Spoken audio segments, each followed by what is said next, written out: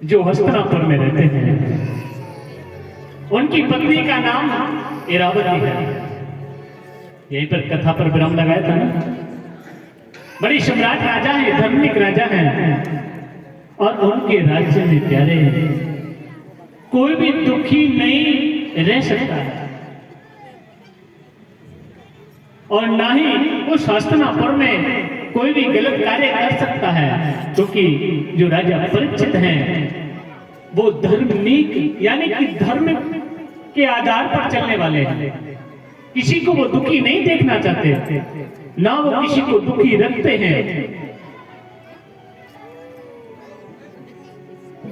जब वहां के राजा ऐसे हैं तो उनकी प्रजा कैसी होगी। आज महाराज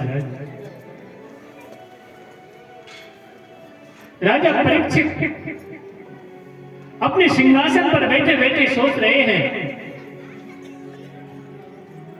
कि जब से हमारे दादा परदादा इन कमरों के ताले लगा करके गए हैं, गत वर्षों निकल गए,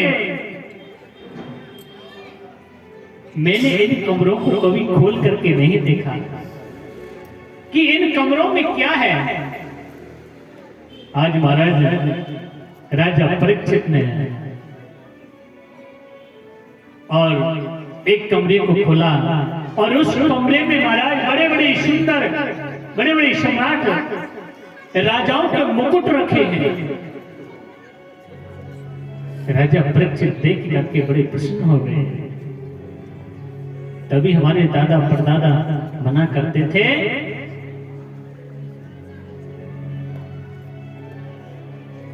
क्योंकि वो बड़े बड़े राजाओं को हरा करके उनके दादा परदादाओं ने उन मुकुटों को जीत करके कमरे में बंद कर दिया था, और सबको मना कर दिया कि इन कमरों को मत खोलना।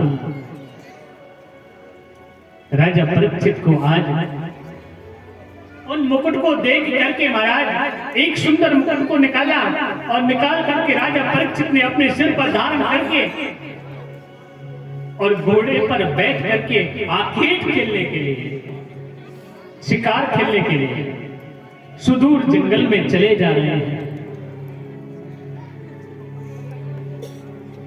और महाराज जैसे सुदूर जंगल में पहुंचे, राजा परीक्षित एक ऐसा अद्भुत दृश्य देखने लगे कि एक धर्म रूपी जो बैल खड़ा है, और उस बैल के पास में एक गाय माता खड़ी है, और उस गाय माता के पास में और उस बैल के पास में एक काले वस्त्र वाला एक पुरुष खड़ा है, जिसके हाथ में नग्न तलवार है, लंबी लंबी भौहें हैं, काला कोट पहन रखा है, और धर्म रूपी बैल के चौथे पैर को काटने की कोशिश कर रहा है। और गाय माता रुदन कर रही है, रो रही है। गाय माता मना कर रही है कि इस चौथे पैर को मत काटिए। उस मनुष्य ने 3 पैरों को तो काट दिया है। मेरी माताओं, मेरे भक्तों, जो धर्म रूपी पैर हैं, धर्म हमारा 4 जगह पर बटा हुआ था। कौन कौन सी जगह? सत्य, दान, दया और पवित्रता। सत्य रूपी पैर को काट दिया है। दूसरा दया। कोई सत्य बोलता है क्या कलयुग में? कोई नहीं बोलता है।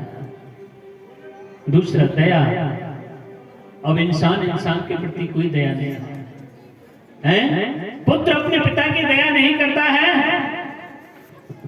पत्नी अपने पति की दया नहीं करती है, भाई भाई की दया नहीं करता है, आड़ोसी पाड़ोसी तो बहुत दूर हैं। दया रूपी पैर को काट दिया है। और पवित्रता, जो पहले सतयुग में द्वापर में पवित्रता थी, त्रेता में अब वो पवित्रता नहीं है। खान पान आचार विचार सब नष्ट होते चले जा रहे हैं। एक पैर रह गया है धर्म रूपी, उस पैर को भी काटने की